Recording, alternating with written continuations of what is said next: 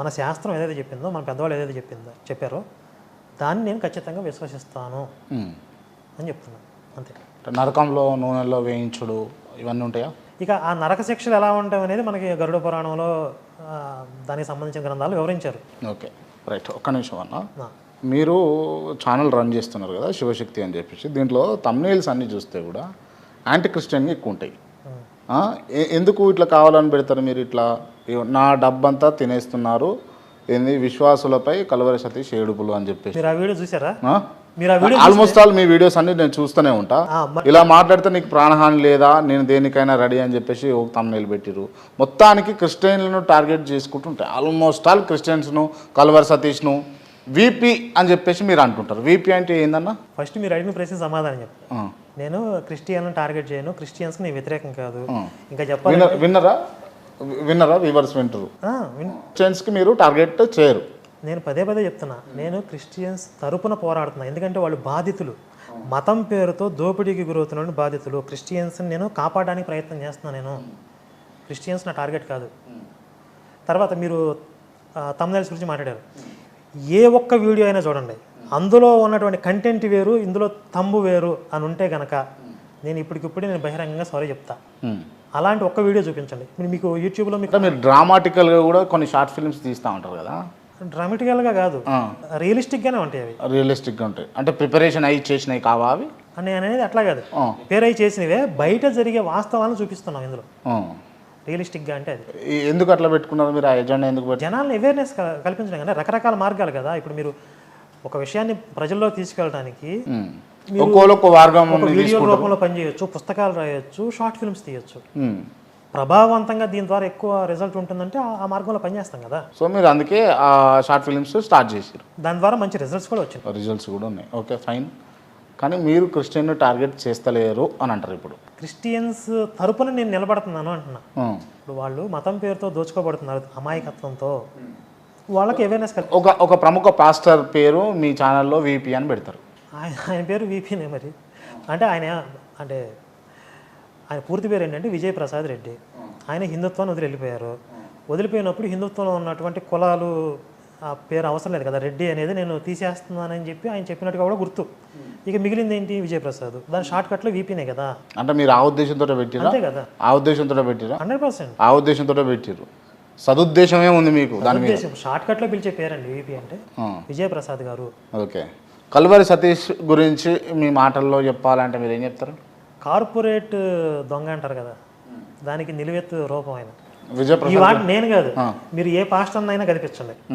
క్రైస్తవంలో ఉన్నటువంటి ఏ పాస్టర్నైనా, ఏ క్రైస్తవునైనా, క్రైస్తవులు అందరూ కాకపోవచ్చు, ఆయన ఫాలోవర్స్ ఆయనకు ఉంటారు కదా, కానీ ఏ ఒక్క పాస్టర్ కూడా కల్వరి సతీష్ గురించి మంచిగా చెప్పడం. అంటే వాళ్ళ పాస్టర్లే చెప్పట్లేదు. ఎందుకని? ఆయన మరి ఆ స్థాయిలో ఉన్నాడు. అంటే ఆ దోపిడీ కావచ్చు, ఆయన విధానాలు కావచ్చు. అంటే నేను అబ్జర్వ్ చేసింది ఏంటంటే అన్న, చాలా రోజుల నుంచి మీ ఇంటర్వ్యూ చేయాలని చెప్పేసి మీ టీం వాళ్ళు చాలామంది చెప్పారు, అన్న ఇంటర్వ్యూ చేయాలన్న తప్పకుండా. అంటే సరే చేద్దామని చెప్పిన వీలు వేసుకొని చేస్తా ఉన్నాం. సో నేనేమంటే మీరు ఒక్కసారి చూడండి, అమ్మాయిలను వేధించే డేరా బాబా లాంటి వాళ్ళు చాలామంది ఉన్నారు, నిత్యానంద స్వామి లాంటి వాళ్ళు చాలామంది ఉన్నారు, ఇట్లా పాస్టర్లలో కూడా ఉన్నారు అమ్మాయిలను వేధించుకుంటా. వీళ్ళందరికీ ఏం చెప్తారు మీరు? ప్రతి మతంలో ఉన్నారు అని ముందే అనుకున్నాం కదా. కాకపోతే ఇక్కడ నేను పర్సంటేజ్ చూస్తాను. ఇప్పుడు మహిళల మీద లైంగిక వేధింపులు అనే అంశానికి సంబంధించి చర్చిల్లో ఎంత జరుగుతున్నాయి, హిందూ వ్యవస్థలలో అంటే నేను దేవాలయాలు అనే అన్నిటికాడ ఉంది. కాకపోతే వెలుగులోకి వచ్చినాయి, దృష్టిలోకి వస్తాయి లేదు. ఇప్పుడు అలా అనుకుంటే క్రిస్టియానిటీలో కూడా వెలుగులోకి వచ్చినవి చాలా తక్కువ. ఇంకా రానివి ఇంకా ఎన్నో ఉన్నాయి కదా వెనకాల. వెలుగులోకి వచ్చినవి మనం పరిగణలోకి తీసుకుందాం. మీరు హిందుత్వంలో తీసుకుంటే మహా అయితే వేళ మీద లెక్క పెట్టి 3-4 సంఘటనలు చెప్తారు. కానీ మీకు పేపర్లలో పాస్టర్ల రేప్ కేసులకు సంబంధించి ఇప్పుడు అదంతా కాదండి. రోమన్ క్యాథలిక్ చర్చ్ ఉంది, వాళ్ళకు వచ్చే ఆదాయంలో ఎక్కువ శాతం దేనికి ఖర్చు పెడతారో తెలుసా? వాళ్ళ పాస్టర్లు, బిషప్పులు వాళ్ళ మీద ఉన్నటువంటి లైంగిక పరమైన వేధింపులు కేసులు మాఫీ చేసుకోవడానికి, కోర్టు కేసులకి నష్టపరిహారాలు చెల్లించడానికి వాళ్ళకు వచ్చే ఇన్కంలో ప్రధానమైనటువంటి భాగం దానికి ఖర్చు పెడుతున్నారు. అదే మీరు స్టడీ చేశారు దీనిపైన? మీరు రీసెర్చ్ ఉంది, మీకు గూగుల్లో వెళ్ళినా మీకు ఇన్ఫర్మేషన్ దొరుకుతుంది. ఓకే, మీకు పంపిస్తాను కావాలంటే. అలాగే వాళ్ళు ఈ మధ్య పోపు కొన్ని ప్రాంతాలు తిరుగుతూ, కొన్ని దేశాలు తిరుగుతూ అందరికీ క్షమాపణలు చెప్పుకుంటూ పోతున్నాడు. మేము చేసిన పాపాలు చాలా దుర్మార్గమైనవి, మమ్మల్ని క్షమించండి అని. అందులో లైంగిక వేధింపులు కూడా ఉన్నాయి. ఎందుకు అంటే ఓన్లీ క్రిస్టియానిటీలోనే లైంగిక వేధింపులు ఎందుకు ఎక్కువ ఉన్నాయి అంటే, అక్కడ ఫిజికల్గా అంటే పాస్టర్కి, వాళ్ళ మత బోధకుడికి, విశ్వాసులకి మధ్య ఫిజికల్ కాంటాక్ట్ అనేది ఎక్కువ ఉంటుంది. మీరు ఒక స్వామీజీని తీసుకోండి, కొంతమందిని స్వామీజీని మనం అంటే వాళ్ళ నియమాలు, నిష్ట, ఆచారాల ప్రకారం మనం సాంప్రదాయం ప్రకారం తాకకూడదు, విడిగా ఉండి నమస్కారం చేసుకోవాలి. కానీ పాస్టర్కి అలా ఉండదు. వీడు వెళ్ళి ఆమె చేయబెడతాడు, ఆమె వెళ్ళి ఆయన పాదాలు పట్టుకునేది. వీడు ఏకాంత ప్రార్థనలకు ఇంటికి వెళ్తాడు.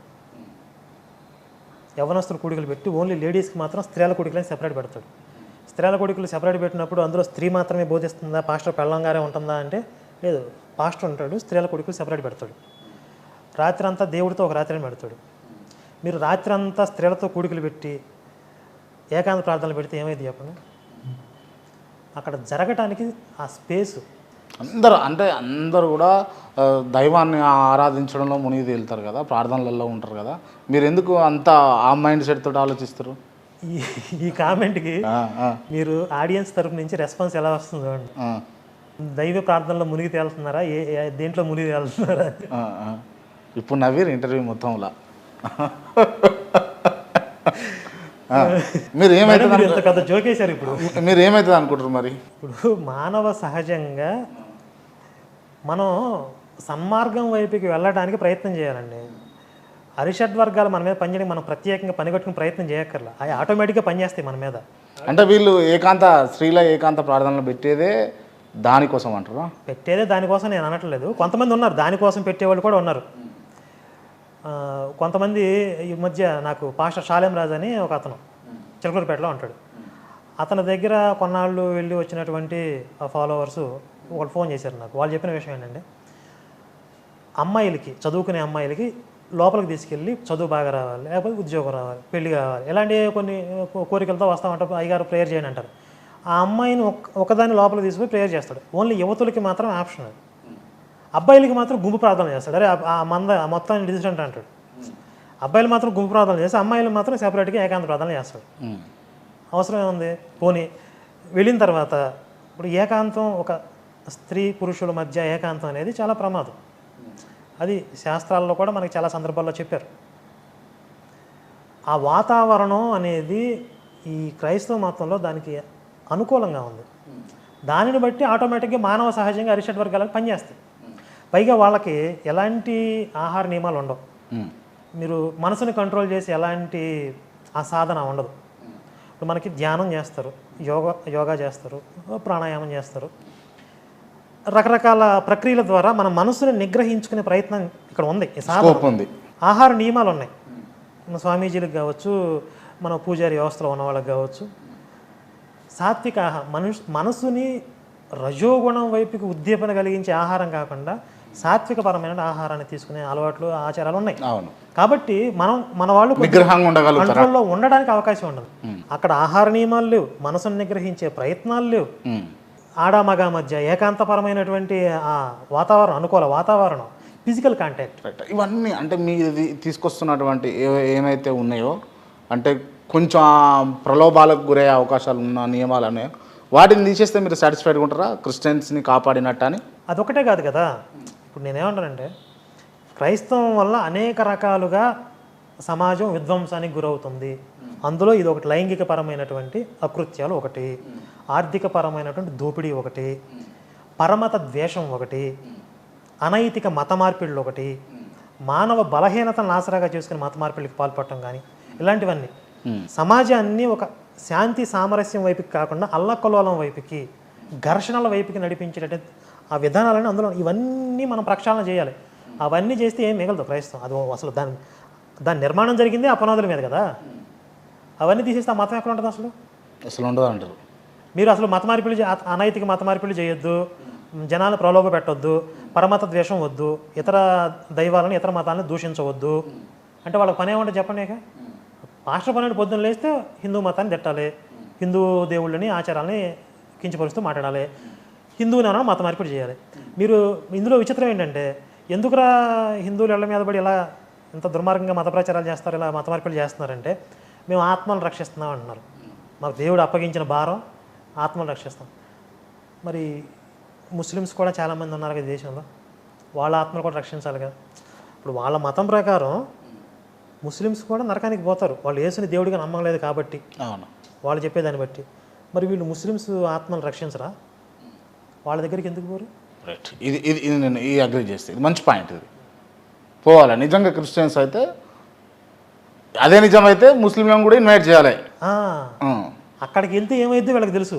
ఏం చేస్తారు? వెళ్తే అర్థమైంది వీళ్ళకి. ఏం చేస్తారు? పాత బస్తీ వెళ్ళి ఇప్పుడు అల్లా దేవుడు కాదు మా యేసే దేవుడు అంటే ఆడికి తిరిగి రాడు కదా మళ్ళీ వెనకే. అక్కడే సజీవ సమాధి అవుతాడు, లేకపోతే ప్రభు అందు పరలోక యాత్ర చేస్తాడు. కాబట్టి వెళ్ళడం అంటే ఆడి ప్రాణం మీద బీతది. అదే హిందువుల దగ్గరకు వచ్చి ఏరంగా వేస్తాడు, మా దేవుడు అప్పగించాడు, నన్ను కొడతారా కొట్టండి, చంపుతారా చంపండి, మా దేవుడి కోసం నేను ప్రాణం. అల్లూరి సీతారామరాజు లాగా క్లైమాక్స్లో డైలాగులాగా చెప్తాడు హిందువుల దగ్గరకు వచ్చి. వీళ్ళు ఎలాగా ఏం చేయరు కాబట్టి వాళ్ళ దగ్గరికి పోతే అన్నీ చేస్తారు, అందుకే వెళ్ళడం. నేను ఓపెన్గా అడుగుతున్నా, మీరు జస్ట్ అంటే కోపం కాకుండా నిమ్మలంగా సమాధానం చెప్పండి దీనికి. మీ ఫండింగ్ మొత్తం కూడా బీజేపీ చేస్తుంది అని అంటే ఏమంటారు మీరు? ఏమైనా ఆధారాలు ఉంటే చూపించండి. నేను అన్నా, మీరు ఏమంటారు చెప్పండి. అబద్ధం కదా, దాని మీద ప్రత్యేకంగా చెప్పాల్సిన అవసరం లేదు. అబద్ధం, పచ్చాబద్ధం. ఇప్పుడు అది ఎలా ఉందంటే, అంటే ఈ ఏ స్థాయి అసత్యం అని చెప్పడానికి కూడా నాకు కొలమానం లేదు. సరే నేను అందుకని పచ్చాబద్ధం అని అనుకుందాం అది. Right, okay. ఈ అంశాన్ని పక్కన పెడదాం. కరుణాకర్ సుగ్నా ఒక పార్టీలోకి పోయి ఒక ఎమ్మెల్యే అభ్యర్థిగానో ఒక ఎంపీగానో పోటీ చేయాల్సిన సిచ్యువేషన్ వచ్చింది. కాంగ్రెస్, బీజేపీ, ఇప్పుడున్న పరిస్థితుల్లో బీఆర్ఎస్, ఏ పార్టీలోకి పోతారు మీరు? ఓపెన్గా గుండె మీద చేసుకొని చెప్పండి. ఇంకా ఉన్నాయి కదా, నేను ఈ 3 ఆప్షన్స్ ఇచ్చినా అన్న, మీరు ఏ పార్టీలోకి పోతారు? అంటే మ్యాండేటరీగా ఈ మూడిట్లో తప్పనిసరిగా సెలెక్ట్ చేసుకోవాలి, ఖచ్చితంగా పోవాలి, ఇండిపెండెంట్గా చేయకూడదా? లేదు లేదు, ఖచ్చితంగా ఏదో పార్టీలోకి పోవాలనుకుంటే ఏ పార్టీలోకి పోతారు? ఇప్పుడు ఉన్నటువంటి పార్టీల్లో మీరు చెప్పిన 3 పార్టీల్లో హిందుత్వానికి కాస్త దగ్గరగా ఉన్నటువంటి భావజాలం అన్నది ఖచ్చితంగా బీజేపీనే. నరేంద్ర మోదీ గారు మాకు అభిమాన నాయకుడు కాబట్టి, అంటే తప్పనిసరిగా పాలిటిక్స్లోకి వెళ్ళాలి, ఏదో ఒక పార్టీని సెలెక్ట్ చేసుకోవాలి, ఒక పార్టీలో పనిచేయాలి అని అంటే కనుక బీజేపీ వెళ్తాం, పక్కా పోతారు. అంటే ఇది మీ కోరికనా లేకపోతే మీ ఫాలోవర్స్ కోరికనా? కోరిక కాదు, ఇది అవసరం. అంటే ఇప్పుడు మనం పాలిటిక్స్లోకి వెళ్ళడం అనేది అది ఒక డ్రీము, ఒక కోరికో, దానివల్ల వెళ్ళటం అనేది కరెక్ట్ కాదు. ఇప్పుడు మన అవసరం అక్కడ ఉంది అనుకుంటే వెళ్ళాలి, సమయం సందర్భం. మనం అక్కడికి వెళ్తే ఇప్పుడు మనం చేసే పని ఇంకా ప్రభావవంతంగా ఉంటుంది. మనం ఏదైతే ఒక లక్ష్యం పెట్టుకున్నామో జీవితంలో, ప్రతి మనిషి జీవితంలో ఒక లక్ష్యం కోసం పనిచేస్తాడు, దాన్ని అక్కడికి వెళ్తే ఇంకా ఈజీగా అచీవ్ చేయగలము. Right, okay. బీజేపీ హిందుత్వ అంటే రాజకీయ పార్టీయా లేకపోతే హిందుత్వ పార్టీయా? హిందుత్వ భావజాలాన్ని కలిగిన రాజకీయ పార్టీ. ఓకే. అది కూడా ఇంకా చెప్పాలంటే పూర్తిగా హిందుత్వవాదుల్ని సంతృప్తి పరిచే విధంగా కూడా బీజేపీ కూడా ఆ స్థాయిలో లేదు. బీజేపీ కూడా కొన్ని పరిమితులు ఉన్నాయి, వాళ్ళు కొన్ని సెక్యులర్ విధానాల్లో వెళ్ళాల్సి వస్తుంది. మీరు హార్డ్ కోర్ హిందుత్వవాదులు కొంతమంది ఉన్నారు, వాళ్ళు అసలు బీజేపీ కూడా కరెక్ట్ కాదంటారు. అంటే వాళ్ళ దృష్టిలో ఇంకా చేయాలి, ఇంకా చాలా ఉన్నాయి చేయాల్సినవి. ఏముంటుందన్న, ముస్లింలను క్రిస్టియన్ అందరినీ సంపాడాలి, ఓన్లీ హిందూ భారతదేశంగా ఉండాలి, అంతేనా? ఇది 1976కు ముందు హిందూ దేశంగా విభజించబడింది భారతదేశం అనేది. మా అందరికీ ఉన్నటువంటి ఒక చిరకాలమైన కోరిక ఏంటంటే మళ్ళీ దీన్ని హిందూ దేశంగా ప్రకటించాలి అని. మీరు హిందూ, ఇస్లాం, ముస్లిం ఈ మత ప్రాతిపదిక మీద దేశాన్ని విడగొట్టారా లేదా? ఇది హిందువుల దేశము, ఇది పాకిస్తాన్ ముస్లింలకి దేశము అని మత ప్రాతిపదిక మీద విడగొట్టి ఈ మిగిలిన దేశాన్ని హిందూ దేశం అని కాకుండా మీరు సెక్యులర్ కంట్రీని ఎలా మార్చారు? ఇది ఆల్రెడీ ఇస్లామిక్ కంట్రీ అయిపోయింది, ముస్లింలు ఇస్లామిక్ కంట్రీని ప్రకటించేసుకున్నారు. దీన్ని హిందూ దేశంగా ప్రకటించడానికి ఎవరికి అభ్యంతరం? ఇందులో ప్రధాన పాత్ర ఏంటంటే కాంగ్రెస్ది. కాంగ్రెస్ కొన్ని దశాబ్దాల పాటు వాళ్ళ పరిపాలనలో నెహ్రూ చేసినటువంటి కొన్ని తప్పిదాలు, పొరపాట్లు కావచ్చు, తప్పిదాలు కావచ్చు, ఇష్టపూర్వకంగా కావాలని చేసినవి కావచ్చు, ఈ దేశంలో హిందువులకు తీవ్రమైన అన్యాయం జరిగింది. మొట్టమొదటిగా హిందుత్వవాదులు కోరుకునేది ఏంటంటే ఎప్పటికైనా ఈ దేశాన్ని హిందూ దేశంగా ప్రకటించాలి. ప్రపంచం మొత్తంలో మిగిలిన ఏకైక హిందూ దేశం ఉండేది. ప్రపంచంలో ఏ హిందువుకి ప్రమాదం వచ్చినా, మతపరంగా వాడు హింసకి గురైతే కనుక భారతదేశం వైపు చూస్తాడు. కాబట్టి హిందూ దేశంగా ప్రకటించాలి దీన్ని. ఒక్క హిందూ దేశాన్ని కూడా మిగల్చరా? అంటే సెక్యులర్ దేశం అని చెప్పి మార్చారు మెల్లగా. తర్వాత దీన్ని ఇస్లామిక్ దేశం చేయాలని జిహాదీ వాళ్ళు, క్రిస్టియన్ దేశం చేయాలని చెప్పి వీళ్ళు మిషనరీలు పనిచేస్తున్నారు. అప్పుడు హిందువులందరూ ఎక్కడ పోవాలి? హిందూ మహాసముద్రంలోకి పోవాలా? కాబట్టి అంటే ఇంతకుముందు చెప్పేది హార్డ్ కోర్ హిందుత్వవాదులకు ఉన్నటువంటి చిరకాల వాంఛ ఏంటంటే హిందూ దేశంగా ప్రకటించడం అనేది. హిందూ దేశం వల్ల లాభాలేంది నష్టాలేంది, అసలు హిందూ దేశంగా మారే అవకాశాలు ఉన్నాయా అన్న దానిపైన మరో ఇంటర్వ్యూ తీసుకుంటున్నా. Thank you so much. Thank you. And interview close చేసే ముందు నేను కొంతమంది పేర్లు చెప్తా, వాళ్ళకి సంబంధించి మీరు ఓన్లీ వన్ వర్డ్ ఆన్సర్ ఇవ్వాలి. పెద్ద టాస్క్. ప్రధానమంత్రి మోదీ. ఇష్టమైన అభిమాన నాయకుడు నాకు Yogi Adityanath. Daring and dashing hero in politics. Raja Singh. దమ్మున నాయకుడు. లలిత్ కుమార్. మంచి మిత్రుడు. రాధా మనోహర్ దాస్. మంచి హాస్యకారి, చమత్కారి, ప్రాసలతో గొర్రెలపై విరుచుకుపడే విజయప్రసాద్ రెడ్డి. పాస్టర్ విజయప్రసాద్ రెడ్డి అంటున్నా. ఎస్. ఆయన మీద నాకు వ్యక్తిగతంగా దేశమే లేదు. మనిషి మంచోడే కానీ గుణమే గుడిచేటిది. కల్వారి సతీష్. కార్పొరేట్ దొంగ చెప్పేగా. K Paul. Best comedian. YS Jaganmohan Reddy. అంటే మంచి సువర్ణ అవకాశాన్ని చేజార్చుకున్న దురదృష్టవంతుడు. రేవంత్ రెడ్డి. అనుకోకుండా అంది వచ్చిన కలిసి వచ్చినటువంటి అదృష్టవంతుడు. కేసీఆర్. అంటే స్ఫూర్తిదాయకమైనటువంటి లీడరు, అలాగే నియంత కూడా. నారా చంద్రబాబు నాయుడు. దృఢమైనటువంటి మంచి పరిపాలన అనుభవం ఉన్నటువంటి రాజకీయ నాయకుడు. బండి సంజయ్. చాలామంది కార్యకర్తలకి స్ఫూర్తిదాయకమైనటువంటి లీడర్, హిందూ లీడర్. ఈటల రాజేందర్. ఆయన గురించి నాకు అంటే పూర్తిగా తెలియదు అంతగా. నేను ఆయన కిషన్ రెడ్డి. కిషన్ రెడ్డి గారు అంటే ఆయనకు ఉన్నటువంటి స్థానం కావచ్చు, ఆయన ఇన్ఫ్లుయెన్స్ కావచ్చు, హిందుత్వం కోసం, కార్యకర్తల కోసం ఇంకా ఎక్కువగా ఉపయోగపడేలా చేస్తే బాగుంటుంది అనేది చాలామంది కార్యకర్తల ఆశ. వేణుస్వామి. సాగినంతకాలం సాగింది, ఇప్పుడు దొరికిపోయాడు. యేసు ప్రభు. స్వర్గంలో లేదా పైలోకాల్లో తన పేరుతో జరుగుతున్నటువంటి అకృత్యాలన్నీ చూసి ఆత్మఘోషకి గురయ్యేటటువంటి ఒక నిర్భాగ్యుడు. శ్రీరాముడు. ఉత్తమ జాతి, అత్యుత్తమమైనటువంటి స్టాండర్డ్స్తో మానవ జాతికి ఆదర్శవంతంగా నిలిచిన పురుషోత్తముడు. కరుణాకర్ సుగుణ. ఒక లక్ష్యం కోసం అంకితమైన వ్యక్తి. క్రాంతి. నాకు అంటే తొలి పరిచయంలోనే మంచి పాజిటివ్ వైబ్స్ కలిగినటువంటి మిత్రులు అనిపిస్తున్నారు. థ్యాంక్ యూ అన్న. Thank you so much. జై శ్రీరామ్.